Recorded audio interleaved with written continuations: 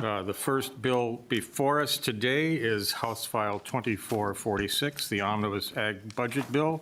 Welcome Chair Anderson and Chair Hansen to the Ways and Means Committee. We look forward to hearing from both of you on this bill. But first, I will move that House File 2446 come before the Ways and Means Committee, and the motion is that it will be placed on the General Register. We do have 3 amendments to the bill. Chair Anderson, as chief author, would you like to start with amendments that are coming forward? Which amendment do you want to start with, Chair Anderson? We have 3 amendments to offer to the committee today.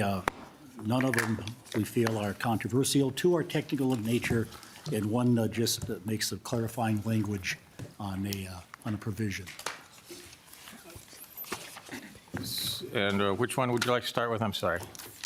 We'll start with the A4 amendment, Mr. Chair. I would move the A4 amendment before the committee to be adopted to the bill.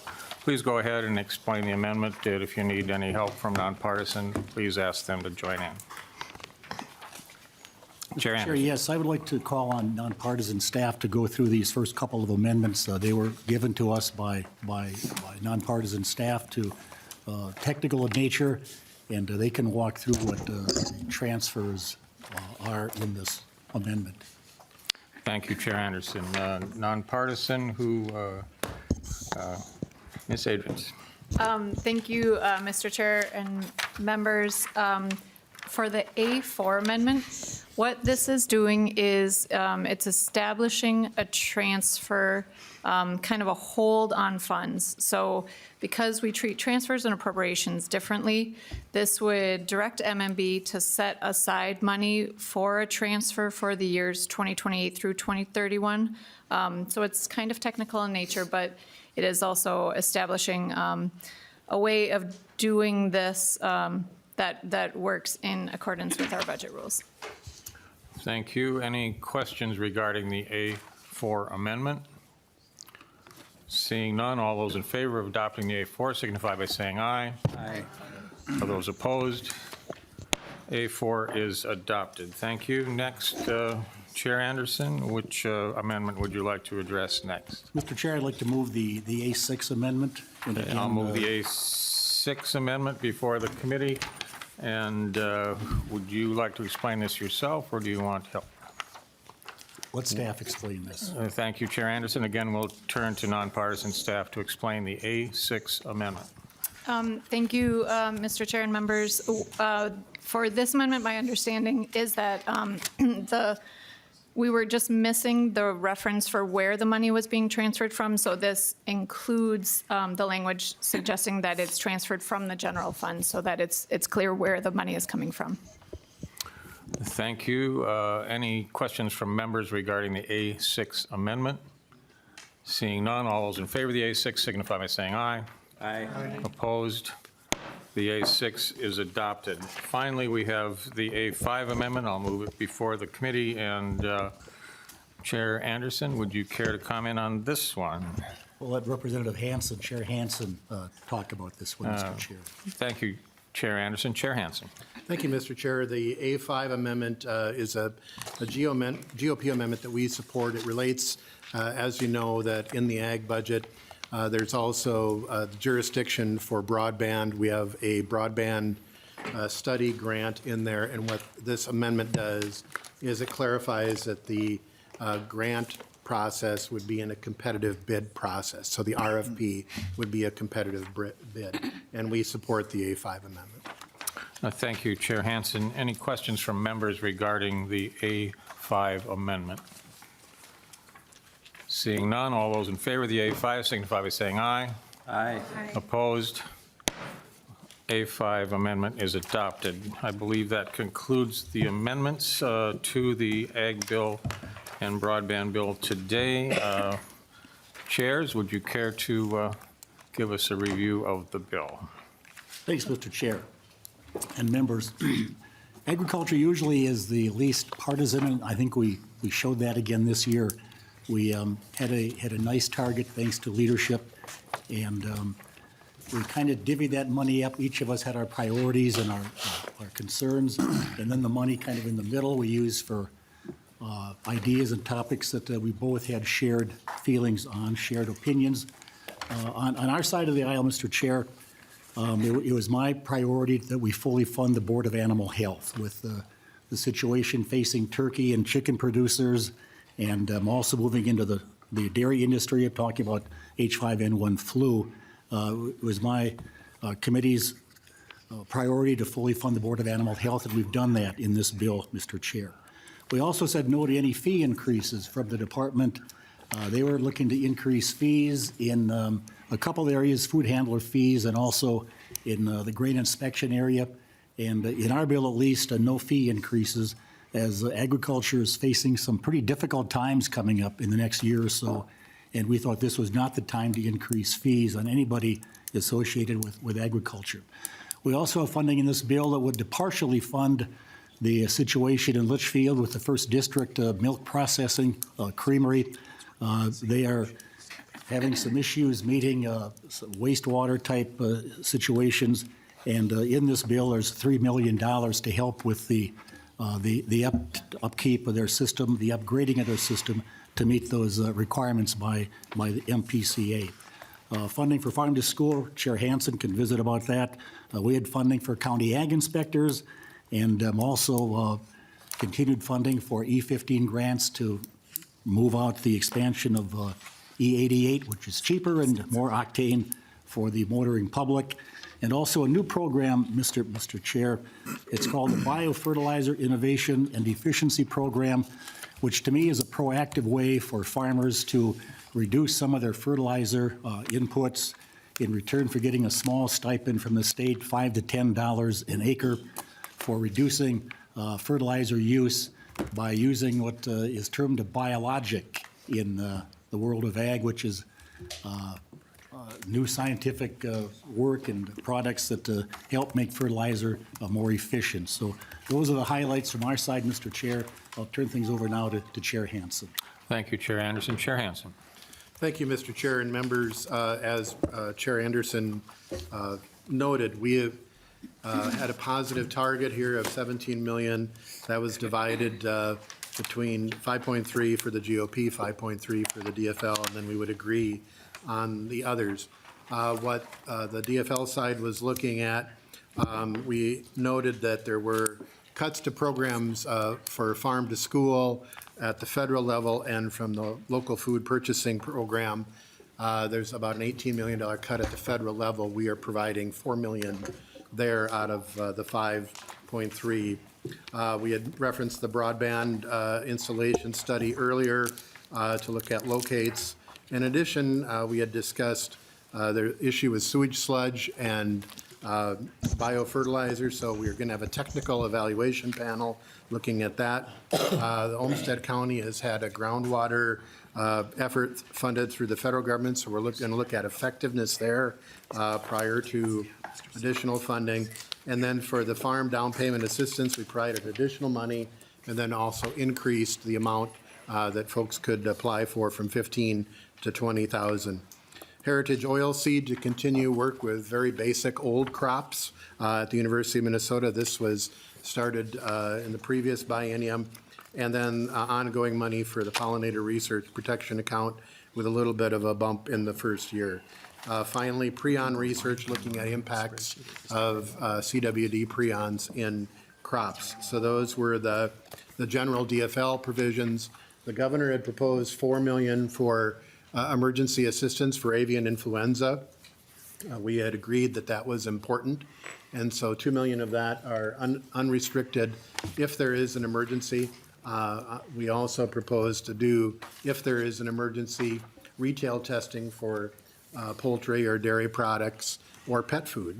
And then if there is an emergency, that there would be money for farm workers to do biomonitoring and for in packing houses, whether they're poultry or other products. And so those are, again, we hope, and we've been lucky so far this spring on avian influenza, but if there is consequences that are coming, that we would be ready for those. Finally, we both agreed on the need for more meat inspection funds, and that was a priority to help with that, to make sure that we are providing a safe food. So two things just in general. We did not put any policy in this bill. There is a restricted use pesticide issue that is in the bill because it has fiscal costs to it. We also did not provide any earmarks to nonprofits. We created two grant programs, an Agri-Works program for small grants and an Agri-Support program for larger grants. So traditionally, if you were here in prior years, you would see a number of earmarks for nonprofits. We have made those competitive grants per the chair's Ways and Means suggestion. Thank That you. would stand for any questions. Thank you, Chair Hansen. Before we go to member questions, I'm going to bring Mr. Savory to the table to, and Ms. Mullenbach to go over the spreadsheet.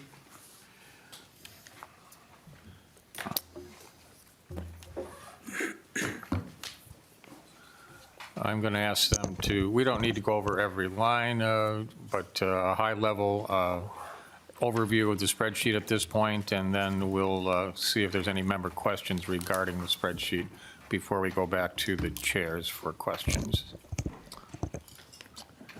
Who would like to be first? Mr. Mullenbach, or Mr. Savory, I'm sorry. Chair and members, for the tape, Ken Savory, nonpartisan House Fiscal. I'll be taking you through the spreadsheet. The timestamp in the upper right is 4/16 of 2025 at 2:33 p.m. And I'll just go through a variety of change items that are happening in the Ag Omnibus Bill.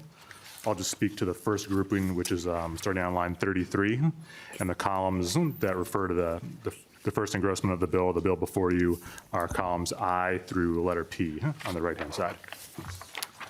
So line 34 is the operating adjustment for the department of $1.3 million in FY 26-27, and then approximately $1.8 million in the tails. There's an additional base appropriation on line 35 of $1.5 million in the upcoming biennium and the tails for county ag inspectors. Line 36, 37, and 36 and 37 are two reports regarding biosolid and sewage sludge, and also for the Olmsted County soil health program. They're both $100,000 each and one time. Line 39 is additional funding for the meat inspection program at the department. It's $1.7 million in FY 26-27, and the same amount in the tails. And then additionally on line 40, there's a one-time appropriation of $150,000 for restricted use pesticide plan updates. And then flipping the page to page number 3, there's one change item regarding promotion and marketing, which is $100,000 on line 95 for farm safety, health, and wellness. This appropriation occurs every year into the base at $100,000 each year. And then additionally, just above that on line 94 is a cancellation of the green fertilizer production facilities program. It was a previous appropriation in a prior bill, but the reduction in this bill is $3 million. And then moving on to page 4, there are a number of changes to the Agri program. Line 141 is a increase of $2 million each biennium to the farm to school or farm to early care program. And going down on lines 146 and 147 are appropriations to Agri Works at $850,000 in this biennium, and then $732,000 in the tails. And then on line 147 is the Agri Support Program of $1,853,000, and then $1,730,000 in the tails. Additionally, the first engrossment also reduces the Dairy with an Eye program on line 148 by $500,000 in FY25. And then additionally on line 149, there are new resources in the tails for the Livestock Protection Grant program for avian influenza of $450,000. And then moving to the administrative part of the bill, flipping all the way to page number 6, is the other piece on line 208 of the operating adjustment for the department, $340,000, and then $406,000 in each biennium. Additionally, there are dollars for the Minnesota Ag Education Leadership Council, or MALCEA, on line 209 of $300,000 each biennium. Then on line 217, there's a $100,000 appropriation for a study regarding the installation of broadband line. Line 218 is a $2 million biennial appropriation for the local food purchasing assistance program. Line 219 and 220 are related to one another. Line 219 eliminates the Second Harvest Heartland appropriation, but then the milk portion of that appropriation is replaced on line 220 at $850,000 each fiscal year for milk grants. Moving down further, there's a reduction for the Southern Minnesota Initiative Foundation of a negative $25,000 a year. And then on line 223, there's a reduction of the Climate Implementation Coordinator of a negative $150,000 each fiscal year. Line 224 is the Farm Down Payment Assistance Grants Program. It's a $100,000 increase in this upcoming biennium, and then $800,000 increase in the tails. And then on line 225, there's a $3.1 million appropriation only in the first year for the First District Association for Dairy Process Wastewater Assistance. And Chair and members, that wraps up the Department of Agriculture. I'll just point out a couple more change items regarding the two other agencies in the bill, which are the Board of Animal Health and AURI. Line 261 is a operating adjustment for the Board of Animal Health. It's $714,000 in 26 and 27, and then the same amount in 28 and 29.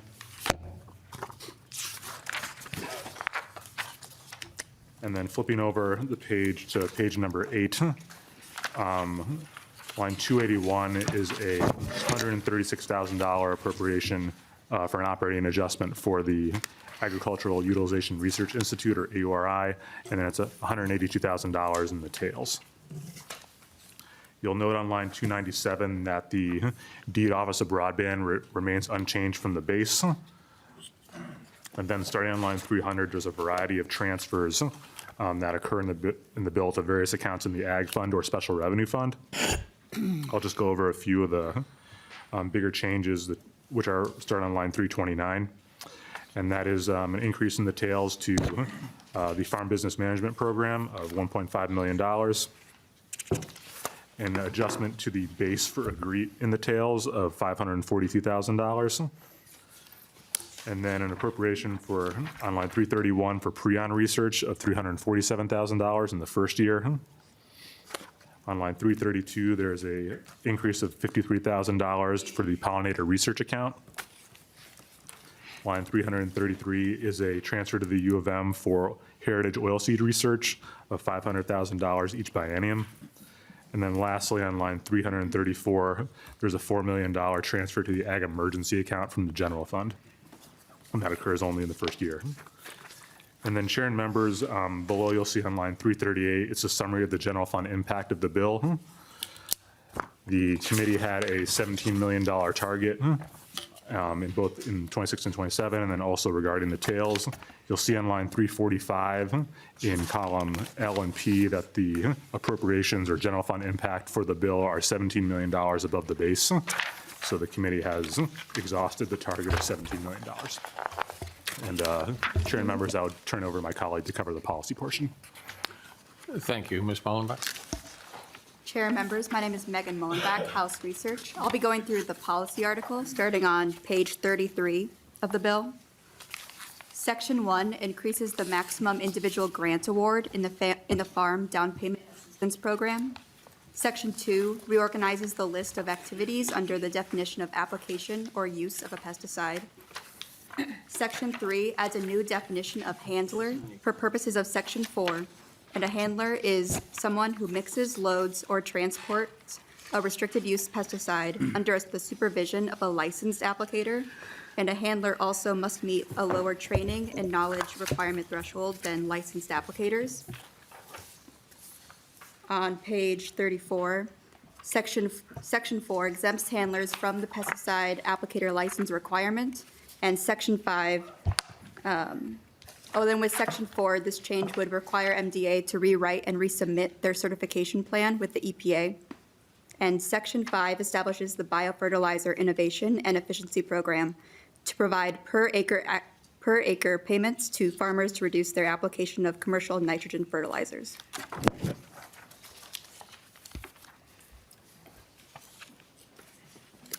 Thank you. Any questions for staff at this point on either the spreadsheet or the policy language in the bill? Representative Gomez. Thank you, Mr. Chair. So I read with interest a letter that I received from you and Chair Stevenson together on April 1st, I think, that refers to a March 26th letter from Chair Robbins and Representative Pinto, who are the chair and DFL lead, respectively, on the House Fraud Committee. And what the letter says is that writing to chairs, directing us to avoid direct appropriations to private entities, and instead, if we were planning to give money to private entities, to run them through a competitive grant process. So then I see this dairy processing wastewater assistant to First District Association, which is a $3.1 million direct appropriation to a private entity, from what I understand. And so I am just, I guess your letter was a suggestion maybe, but this, to my thinking, does not align with that guidance that I received from the sort of the fiscal chairs in the House. And so I'm wondering why this is a direct appropriation and not a competitive grant. Thank you, Chair Gomez. I think I will take that myself. This issue was part of the negotiations to get this bill to move forward, and it was agreement between Chair Stevenson and myself on instructing the chairs of the Ag Committee to put this item in the bill. Thank you, Mr. Chair. I hope that you can understand that if you are asking us as a body, which I think is appropriate, to look at direct appropriations to private entities in a certain way, that we would expect our leaders to do that too. And, additionally, I've seen only the highlight reels of Chair Rarick in her committees busting out her 990s for various nonprofit entities, and Ginny's brought one out. Chair Cleavorn has brought out a 990. I like to look at 990s myself, actually, because they're actually full of really interesting and important information about private entities. They tell you where the money comes from, where the money goes. They tell you about the compensation of executives associated with those entities that are required to file 990s. Of course, if you're filing a 990, it means that you already have received tax-exempt status from the IRS, which means that there's at least been some check that you are an institute of public charity. And, so we have these institutes of public charity under the IRS code. They're required to make annual filings with the IRS. So we know all that information. We know about their money. We know where it comes from. We know where it goes. We know who gets paid what. Now, for a private entity, however sympathetic they may be, however much you want to help them, there is no such transparency for the public to know where their money is going. There is no such transparency for any private entity. And, I'll just tell you, in the tax code, we give away hundreds of millions of dollars in corporate tax giveaways to entities about which we have very little information unless they're a publicly traded company, in which case they do make filings. with the FEC, I think, or which one? SEC. Sorry, I get them confused. So I'm just curious about this, because I just tried to Google. I can't find very much information about them. But this is an entity that has tens of millions of dollars of annual revenue. Like, why didn't we set up a competitive process? Could these are, I would assume, there's a lot of private corporations that would like millions of public dollars to improve their wastewater facilities, as they've been ordered to do by the MPCA. So what's so special about this one that they get a direct appropriation, unlike a nonprofit, trying to get potentially tens of thousands of dollars, or we do larger allocations to nonprofits, but this is a large chunk of money going to a private entity about which we know nothing. I have no idea how much the CEO of this place makes. I know how much the CEO of Second Harvest Heartland makes, and we all kind of are sort of outraged by that. Why would a place that has a CEO making many times what the salary of the governor get public dollars? And yet here we are. Millions of dollars, no competitive process, to a private entity about which we have almost no information. So, I personally think that it is a problem that we have basically privatized and outsourced government functions to nonprofits, that it creates issues. It creates problems, and we see it especially in the Medicaid space, but we see it in a lot of different spaces. And I'll tell you, as somebody who fights every day for the government to make investments to improve people's lives, it really pisses me off when people misuse those funds. And so, people who are worried about fraud in public programs can count me as an ally in that. However, the hypocrisy of, on the one hand, putting forward all of this concern about non-competitive direct appropriations to nonprofit entities, while with the other hand, we're doling out the public money to for-profit and private entities. It's just the height of hypocrisy to me. And I do not understand how this aligns with the guidance that we've been given as chairs. Thank you, Mr. Chair. Representative Stevenson. Well, thank you, Mr. Chair. I just wanted to speak very briefly to clarify one point. And I'm glad to have the opportunity to do this about this letter that you and I signed. And I just want to be clear that Chair Gomez referred to it as an instruction, and I wouldn't call it an instruction. I would say that we were offering our opinion about an issue. We were not directing chairs that they had to do something. We were encouraging chairs to review the work that Representatives Robbins and Pinto, and my understanding is that letter was signed by every member of that committee. And you do see, I think, some of that work reflected in this bill. It's my understanding that this bill does change some longstanding direct appropriations to private entities into a competitive grant process. Chair Gomez, your point about this one entity is well taken. We are a divided legislature, and there's going to be a lot of negotiation and a lot of compromise, and we're going to be in a situation where we can't make the perfect the enemy of the good, and we're not always going to be able to do things exactly the way that perhaps we would if one party or the other were in complete control. But mostly I just wanted to speak to make clear that is not my intention, at least, and I certainly let my colleague speak for himself, to say that it was an instruction to chairs. And if bills come through this committee with direct appropriations to private entities, it's certainly not my intention to revisit that in this committee. It was more of an expression for support for the work of our colleagues and not instruction or a direction. Thank you, Chair Stevenson. Would either of the committee chairs care to comment on this issue? You don't have to, but.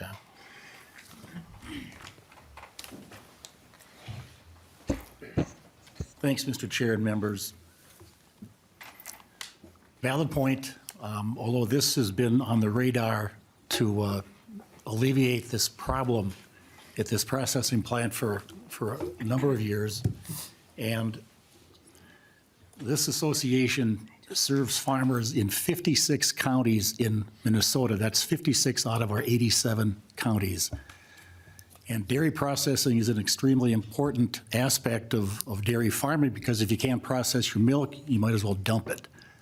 It's got to be done, it's processed, it's made into cheese, dry milk, and anything else they do in the processing end of it. And we felt that this rose to the level of being important enough to provide at least partial funding to remedy the situation in Litchfield with the wastewater situation.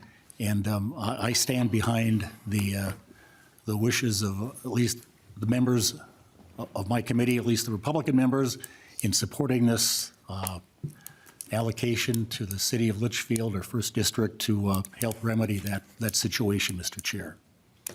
Thank you, Chair Anderson. Chair Hansen. You know, we're the first budget bill to come in front of this committee, and, you know, I think the challenges were stated before of neither side is in charge. We have to, I believe, in order to get a budget through at the end of the day, we're going to have to agree. I'm sure there's some things in our ledger that Representative Anderson probably and committee members probably do not want. There's some things on their side of the ledger that I certainly would, if I was in charge, wouldn't do it. But we're not.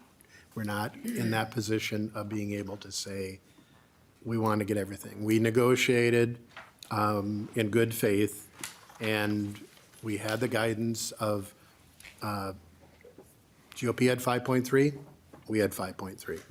And so I look at the benefit of helping with providing food to people, buying directly from farmers, farm to food, that the benefit we got there to help reduce the cuts from the federal government and provide assistance for farmers producing food is an important part. And that's the counter to the 3.1 that was on the GOP side.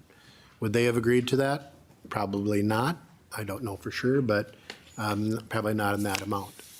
So I'm asking you, and I know we probably will have hard things to swallow in every bill that comes in front of us.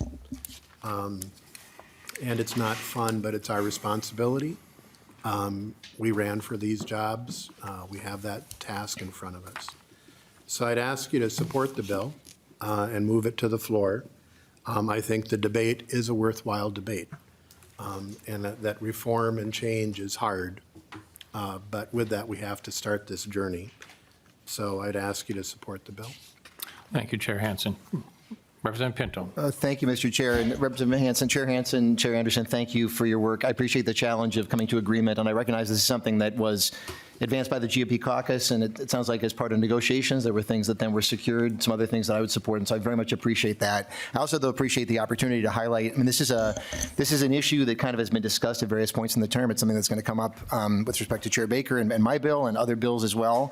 I so much appreciate the framing, the Chair Gomez, I mean, so much of how you frame things, but in particular, just noting that this point, and this is a driver for me when it comes to competitive grants, the idea that we tell our state agencies to identify policy priorities and direct them to then achieve those priorities and have to figure out the best way to do so, and allowing folks to then come to them, so that in this case, it's very likely that there's other wastewater treatment plants that are out there. This one may have been out there for a while. I understand, Chair Anderson, the importance of this, but I just would hope that over time we can be shifting, recognizing this is an agreement, this is settled, but we need to be shifting in a direction to say, we're going to tell our agencies, tell the Department of Agriculture, hey, we're going to give you some money to have wastewater treatment programs. And then we're going to allow folks, instead of having to come to the legislature and do this work here, we're going to have them compete with one another. If this is as important as you say, Chair Anderson, then this proposal would have, in fact, advanced through the process. But there's another thing that I want to highlight, and I guess maybe ask a question about. Folks may remember in 23, we put in, legislature put in many checkpoints so that even if there is a direct appropriation to a nonprofit, there's a pre-award risk assessment that goes through, and very extensive when that happens. So much so, in fact, that it tends tends to take quite a while to get the funds out. And so for my mind, that's actually not so much a reason to drive for competitive grants, because actually direct appropriations have tons and tons of screening that go in. So maybe a question for staff or for the chairs, will this appropriation receive the same sort of screening that an appropriation to a nonprofit would in the pre-award risk assessment? There's all sorts of checkpoints they have to do, documents to provide. Will this receive the same sort of scrutiny at the agency level that it would if you'd named a nonprofit?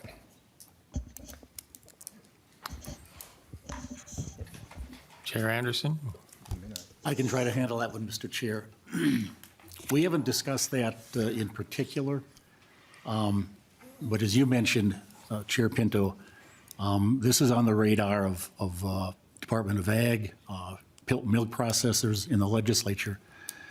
So I have confidence that they aren't just going to give them a blank check and say, here, go do what you want. There's studies being done and particulars that are needed to satisfy the regulations of the Pollution Control Agency folks. So I have every confidence that this will be done in the correct way and done under the scrutiny of the Department of Ag as they hand out this allocation to First District in Litchfield. Thank you.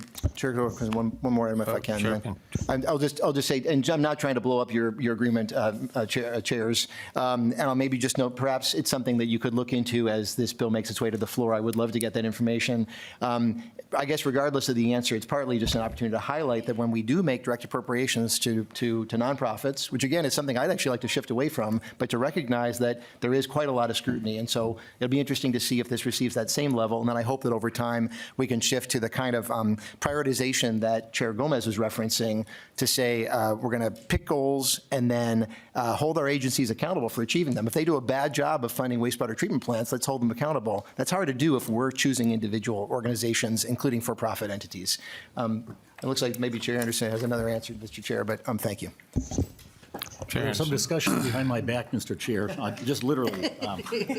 That didn't sound very good, did it? But Mr. Sullivan may have something to say about how these grants are processed.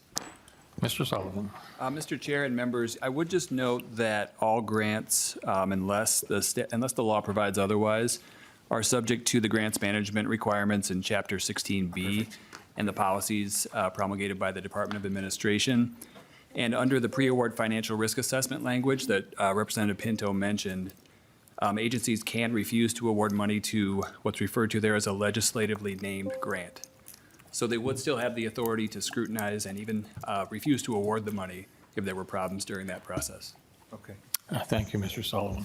Thank you, Chair. Mr. Chair. I'll maybe just note then. Pinto. Thank you, Mr. Chair. And so that's a good reminder to all of us. And again, as somebody who signed that letter, wants to shift things, and recognizing that all our direct appropriations are subject to that scrutiny.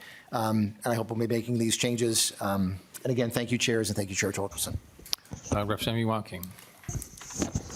Thank you, Mr. Chair, and I just want to thank you all for your work. I know it's a very interesting year, and I appreciate the approach you guys took. I did want to thank you, especially Chair Hansen, for the investment that you made to the Farm to School program.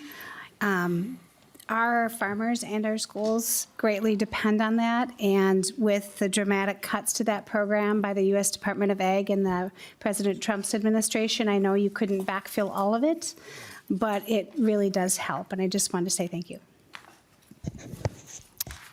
Thank you, Representative Wonking. I did not hear a question there. Any other questions for the chairs of the Ag and Broadband Committee? Closing remarks. Chair Anderson. Thanks, Mr. Chair and members. Again, this is the agriculture bill, usually the least partisan of any bills that are done here, and we thought this was going to be in that same vein, but we take your suggestion seriously, and we'll look at some of those things. But again, overall, it's an outstanding bill. We were given a very nice target by leadership, and a lot of good things in this bill. Again, some things on either side we may not totally agree with, but over everything overall, it is a good solid ag bill that will help Minnesota and help agriculture in our state. Chair Hansen. We have priorities here for food, We have, in case there's an emergency with avian influenza, we have support for that. It's a good, balanced bill. We'd ask for your support. Thank you. Chair Stevenson, anything on closing? No, thank you. I thank both chairs for their good work on this bill, and thank you, Mr. Chair. Thank you for that. I would just add the issue that Representative Gomez has pointed out. I thank you for your thorough work and attention to the bill.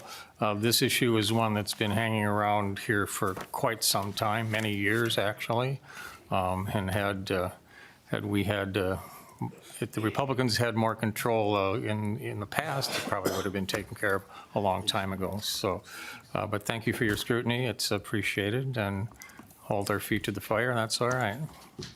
With that, I would also like to thank the chairs for their work. You've made history, gentlemen. The first bipartisan omnibus bill to be passed out of Ways and Means. No blood was shed, and that's, thank you for your work. This is not easy work. I know all of those of you that are involved in this work of bipartisan committee work it's a new environment, and I do appreciate the example you set. With that, I'll renew my motion that House File 2446 as amended be placed on the general register. I ask that nonpartisan staff may make any technical changes that are necessary to reflect the will of the committee. All those in favor of sending this bill to the general register, please vote aye. Aye. Opposed by the same sign. The bill is passed and on its way to the general register. Thank you, chairs.